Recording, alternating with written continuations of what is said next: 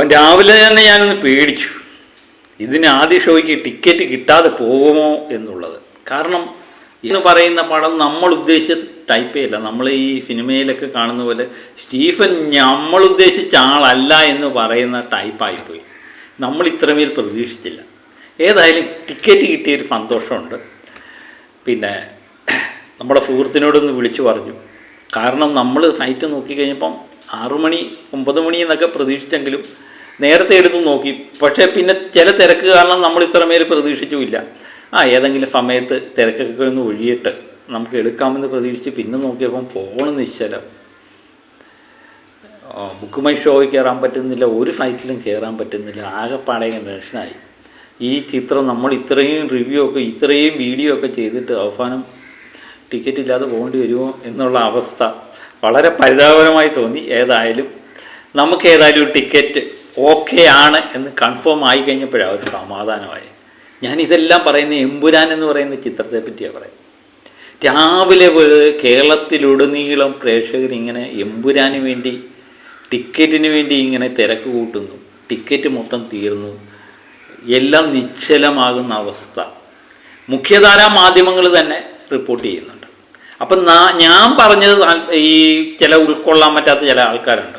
നീ എവിടെ പോയി ഈ ന്യൂസ് എല്ലാം കൂടെ കൊണ്ടുവന്നു, നീ പറയുന്ന മൊത്തം പൊട്ടത്തരോ കള്ളത്തരോ പറയുന്നത് എന്നൊക്കെ പറയുന്നവരോട് മെയിൻ സ്ട്രീം മാധ്യമങ്ങളൊന്ന് നോക്കിയാൽ, മുഖ്യധാരാ മാധ്യമങ്ങൾ, ഇനി അത് പറഞ്ഞ് മനസ്സിലായില്ലെങ്കിൽ മുഖ്യധാരാ മാധ്യമങ്ങളൊന്ന് നോക്കി മനസ്സിലാക്കുക.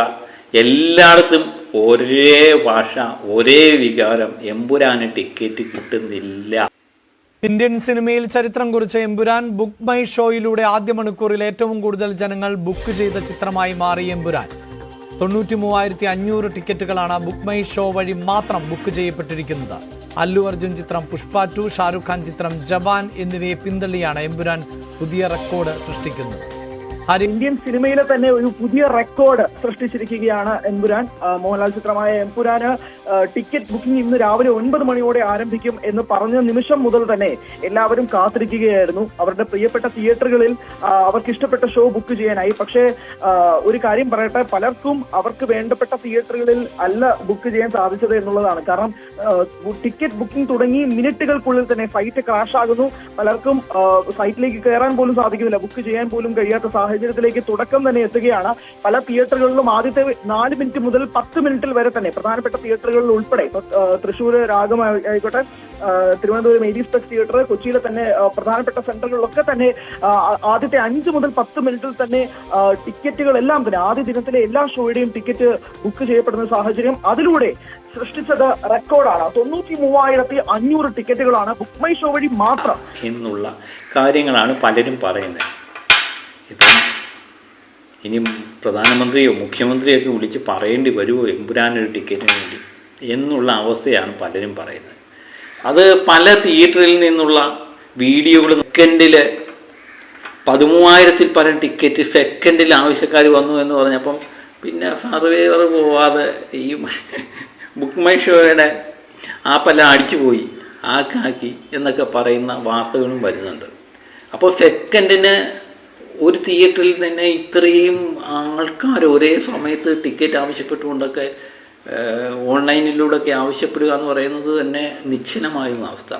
അപ്പോൾ നേരത്തെ നമ്മൾ പറഞ്ഞു ലിയോയുടെയും പുഷ്പയുടെയൊക്കെ എല്ലാ റെക്കോർഡുകളും ഇന്ത്യൻ സിനിമയുടെ ചരിത്രത്തിൽ ആദ്യ മണിക്കൂറിൽ ഇങ്ങനെ ഒരു തിരക്ക് ഒരു ബുക്ക് മൈ ഷോയിൽ അനുഭവപ്പെട്ടിട്ടേ ഇല്ല എന്നാണ് പറയുന്നത്.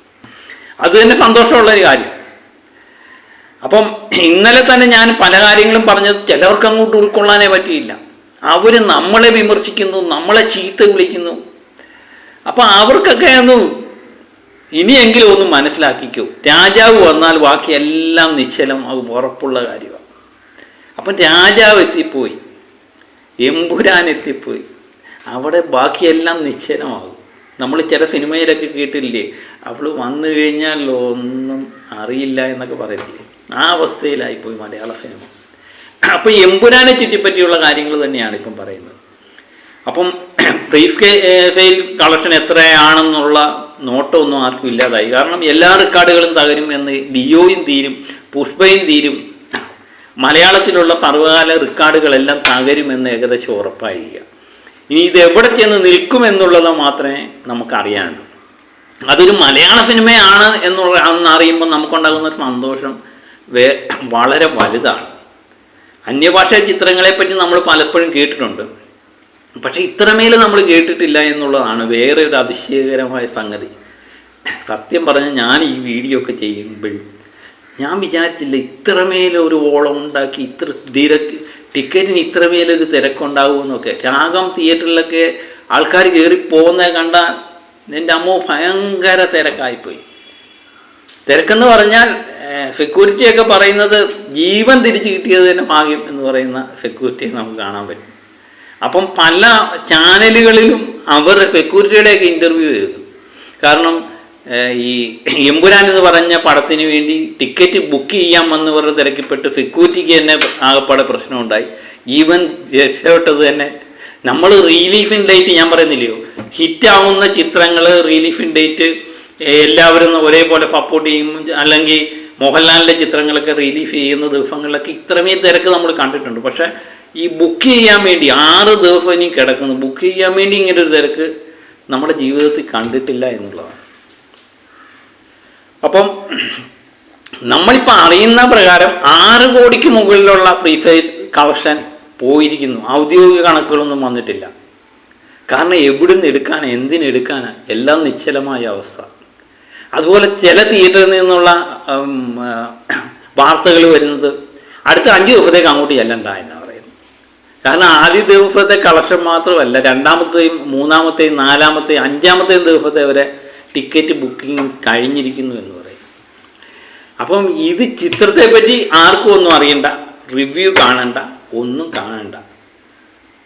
അത് ടിക്കറ്റ് നേരത്തെ തന്നെ ഇത് എന്ത് റിവ്യൂ പറഞ്ഞാലും ഞങ്ങൾ ഈ ചിത്രം കാണുമെന്ന് മലയാള പ്രേക്ഷകർ തീരുമാനിച്ച് കഴിയുന്നിടത്ത് തീരുന്നേ ഉള്ളൂ റിവ്യൂവിൻ്റെയൊക്കെ കണക്കല്ലേ.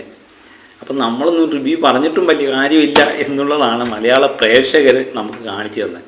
അപ്പം നഷ്ടങ്ങളുടെ കണക്കുകൾ പറയുന്ന മലയാള സിനിമയെ സംബന്ധിച്ച്, നഷ്ടങ്ങളുടെ കണക്കുകൾ പറയുന്ന നിർമ്മാതാക്കളെ സംബന്ധിച്ച് ഒരു തുറന്ന പുസ്തകം തന്നെയാണ് എമ്പുരാൻ. ഒരു പടം എങ്ങനെ എടുക്കണമെന്നും ആ പടം എങ്ങനെ മാർക്കറ്റ് ചെയ്യണമെന്നും കൃത്യമായി കാണിച്ചു തരും. ഈ രീതിയിൽ പോയാൽ മലയാള സിനിമ രക്ഷപ്പെടും. അത് ഈ മലയാള സിനിമയ്ക്ക് മാത്രമല്ല, എല്ലാ സിനിമകൾക്കും ഒരു എന്താ പറയുന്നത്, തുറന്ന പുസ്തകമായി എമ്പുരാൻ മാറുന്നു എന്നുള്ളതാണ്. എന്നാലും എൻ്റെ അണ്ണോ ഇത്രമേൽ പ്രതീക്ഷിച്ചില്ല. ഒരു വരവ് വന്നതേ, കുറച്ച് നാളായിട്ട് വരാതിരുന്നിട്ട് പിന്നൊരു വരവ് വന്നപ്പോൾ ഇത്രമേലെന്ന് ഞാൻ സത്യം പറയാമല്ലോ, ആരോടും പറയണ്ട, ഞാൻ ഇത്രമേൽ പ്രതീക്ഷിച്ചില്ല.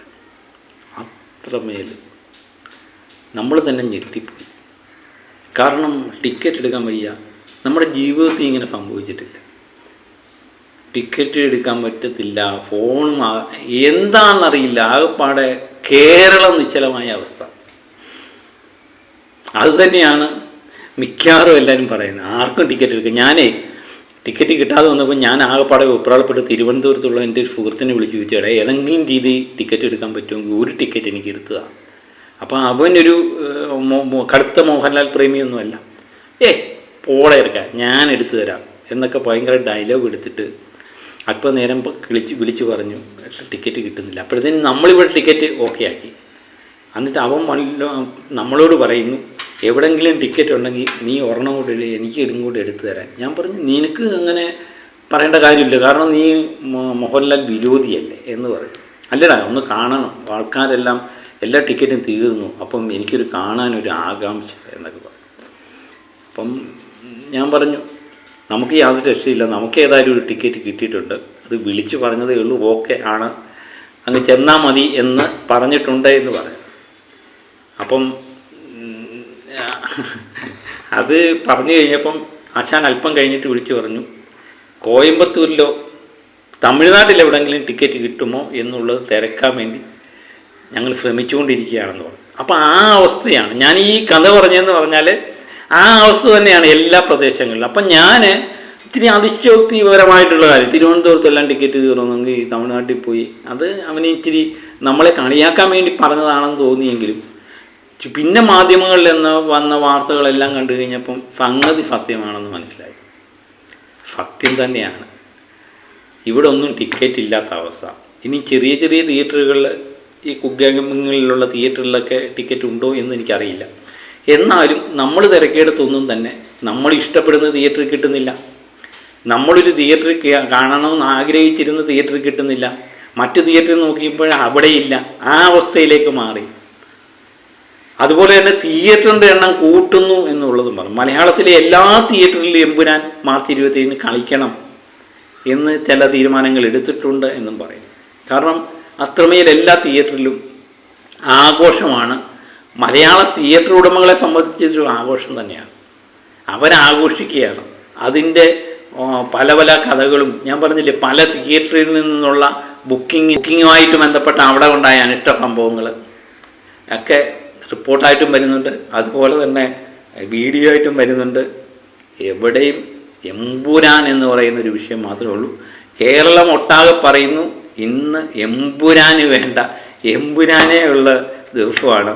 അപ്പം ഞാൻ ആലോചിക്കുമായിരുന്നു, ബുക്കിംഗ് ഡേറ്റിൽ ഇങ്ങനെയാണെങ്കിൽ മാർച്ച് 27 എന്തായിരിക്കും? നിങ്ങളൊന്ന് ആലോചിച്ച് നോക്കി. ഞാനൊന്നും പറയുന്നില്ല, എല്ലാം നമുക്ക് കണ്ടു തന്നെ അറിയാം. നമുക്ക് കാത്തിരുന്ന് കാണാം. ഇപ്പം ബുക്കിംഗ് ഡേറ്റിൽ ഇങ്ങനെയാണെങ്കിൽ റിലീഫിംഗ് ഡേറ്റിൽ നമ്മൾ ആഘോഷിക്കും. അപ്പം മറ്റൊരു വിഷയമായി വീണ്ടും ഞാൻ എത്താം. Okay, by.